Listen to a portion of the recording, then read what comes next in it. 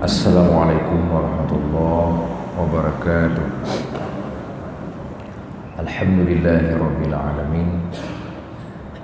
Wassalatu wassalamu ala asyrafil anbiya'i wal mursalin wa ala alihi wa ashabihi ajma'in. Amma ba'du, faqala Allah subhanahu wa ta'ala fil Qur'anil Karim. Bismillahirrahmanirrahim. Innallaha la yughayyiru ma biqaumin hatta yughayyiru ma bi anfusihim. Shadaqallahul azim. Wa qala an-nabiy sallallahu alaihi wasallam, innallaha yaqaru wa ghairatullah ayyatiyal mu'minuna bima harramallah. Allahumma shrah li sadri wa yassir li amri wahlul 'uqdatam min lisani yafqahu qawli. Hadirin sidang jamaah subuh yang dirahmati oleh Allah, marilah untuk yang pertama sekali kita memuja dan memuji Allah, berselawat kepada Rasulullah, kepada keluarganya, kepada para sahabatnya, kepada para tabi'in dan tabi'in dan para alim ulama. Yang kami muliakan, kepada guru-guru kami, para orang tua kami, para jamaah sekalian, muslimin dan muslimat yang dirahmati oleh Allah. Izinkan kepada kami untuk menyampaikan sedikit ceramah singkat pada subuh yang berbahagia ini. Adapun yang menjadi tema pembicaraan kita pada subuh yang berbahagia ini ialah hijrah. Hadirin dan hadirat sidang jamaah yang dirahmati oleh Allah, alhamdulillah, Allah masih memberikan kepada getanyo umur panjang sehingga getanyo manteng berada di dalam salah satu dari bulan yang dihormati oleh Allah, yaitu bulan Muharram. Dengan menghormati bulan Muharram tersebut, maka gedanyo bahagian daripada orang yang terbaik di sisi Allah, sesuai dengan firman Allah, wa may yu'azzimu min hurumatillah fahuwa lahu khairun indallah. Barang sigaso yang membesarkan segala yang dihormati oleh Allah, maka dianya di sisi Allah itu lebih baik. Andai kata getanyo membesarkan apapun yang dihormati oleh Allah, salah satu yang dihormati oleh Allah adalah bulan Muharram, di mana di dalam bulan Muharram tersebut diharamkan oleh Allah untuk melakukan perperangan. Juga di dalam bulan Muharram itu terdapat berbagai macam peristiwa yang sangat luar biasa, peristiwa-peristiwa yang agung, peristiwa-peristiwa yang dialami oleh para kekasihnya, para rasul, di mana di antara yang lain Allah Subhanahu wa ta'ala di dalam bulan tersebut menaikkan Nabiullah Musa Isa dari dunia ke langit. Pada bulan Muharram tersebut, oleh Allah Subhanahu wa ta'ala menyelamatkan Nabiullah Nuh daripada ikan. Banyak peristiwa-peristiwa yang luar biasa yang terjadi di dalam bulan Muharram. Di antara yang lain juga pada bulan Muharram sebagai ulang tahun mengenang penyelamatan Nabiullah Musa dari kejaran Fir'aun dan bala tentaranya. Dengan izin Allah, Nabi Musa dengan tongkatnya yang disebut dengan mukjizat, beliau membelah Laut Merah. Terselamatnya Nabi Musa dari kejaran Fir'aun, Islam. Nabi Muhammad dan umatnya memerintahkan untuk melakukan puasa Asyura pada 10 Muharram. Itu juga salah satu keistimewaan yang diperintahkan oleh Allah kepada umat Muhammad untuk menghormatinya.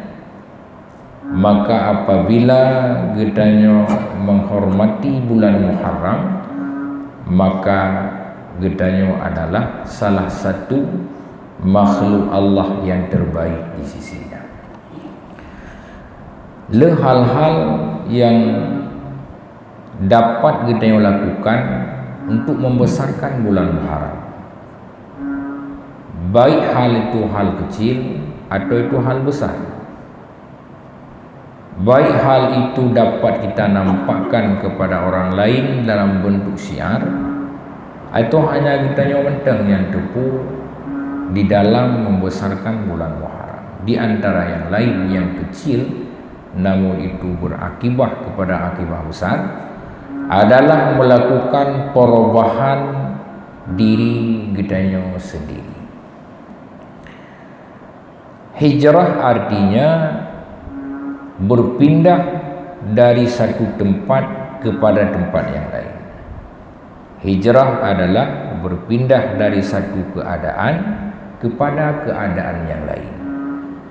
Dalam makna positif, berpindah dari tempat yang tidak baik kepada tempat yang baik, dari keadaan yang tidak baik kepada keadaan yang baik, dari sifat yang tidak baik kepada sifat yang baik. Allah berfirman dalam Al-Quran, Innallaha la yughayyiru ma biqaumin hatta yughayyiru ma bi anfusihim. Benar-benar bahwa Allah tidak akan mengubah nasib keadaan suatu kaum sehingga bahwa mereka mengubah dirinya sendiri. Berubah yang dimaksud dalam ayat tersebut adalah berubah daripada satu tingkah laku yang tidak baik kepada tingkah laku yang baik. Berubah dari keadaan yang tidak baik kepada keadaan yang baik. Berubah daripada sifat yang tidak baik kepada sifat yang baik. Maka pada ayat tersebut dapat ditafsirkan dengan dua penafsiran. Pertama, tentu itu tidak terlepas daripada makna yang hakikat, di mana seluruhnya, semua alam ini itu takluk dengan ilmu Allah, di mana segala perubahan tentang alam semestanya, alam semesta yang meliputi manusia, binatang, gunung, laut, kematian, kehidupan, kelahiran, perkawinan, penceraian dan sebagainya, itu telah diatur oleh Allah dan dalam ilmu Allah. Apapun yang telah ada dalam ilmu Allah sudah maklum bagi Allah, itu tidak akan pernah berubah. Hanya itu semua berjalan sesuai dengan ilmu Allah, apapun itu. Kemudian yang kedua, pada ayat tersebut juga bisa diartikan dengan hukum adat, di mana takluk 4 perkara pada ayat tersebut. Pertama, perubahan yang diubah oleh Allah, manusia mengubah juga, terjadilah perubahan. Pertama, kita yang dari hana takwa, tak ubah draw terjadi kepada orang yang takwa, Allah mengubahnya, terjadilah takwa. Yang kedua, Allah mengubahnya, kita tidak melakukan perubahan apapun. Anak tak usaha agar kita nyujud kepada orang yang orang takwa, tapi Allah mengubah, terjadilah perubahan. Itu karena Allah yang mengubah. Kemudian yang kedua, gedanya tak usaha tak lakukan perubahan dari gedanya sikap yang hana gad bujit ke orang yang gad. Dari keadaan yang tidak baik kita berusaha berubah kepada keadaan yang gad, tapi Allah hana berubah, maka tidak terjadilah perubahan. Yang keempat, gedanya hana tak usaha agar diri kitanya berubah, Allah pun tidak merubahnya, maka juga tidak terjadi perubahan. Maka Allah tidak mengubah nasib satu kaum sehingga mereka mengubah dirinya sendiri. Itu berarti bahwa dia kaum gedanya tak lakukan perubahan, Allah diubah sehingga terjadilah perubahan. Maka yang dimaksud dalam ayat tersebut, gedanya tak ubah dari keadaan yang tidak baik berubah kepada keadaan yang baik, yaitu dari tidak takwa menjadi orang yang takwa. Di situ ada unsur ikhtiar, melakukan usaha, berdoa, berupaya sehingga Allah mengubahnya, jadilah perubahan dalam kehidupan kita.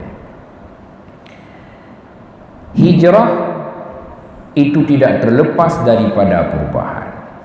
Hijrah ada dua makna. Ada hijrah dalam makna hissi, ada hijrah dalam makna maknawi. Hijrah dalam makna hissi adalah hijrah perubahan tempat. Borokan tinggal di Biren dawa kena Madang, itu hijrah dalam makna hissi, pandangan saja. Borokan tinggal di Madang tapi nah kukuh, dari kurukuh taminah kede Uluk Sumawe, dari Uluk Sumawe tapi nah Ubanda Aceh, itu hijrah dalam makna hissi. Rasulullah melakukan hijrah itu dua, hijrah dalam bentuk hissi dan hijrah dalam bentuk maknawi. Madinah sebelum Rasulullah datang disebut dengan Yasrib. Dari Mekah Rasulullah melakukan hijrah ke Yasrib. Hijrah dalam makna hissi pertama Rasulullah melakukan, yaitu dari Mekah berpindah ke Madinah. Yang kedua, hijrah dalam bentuk maknawi.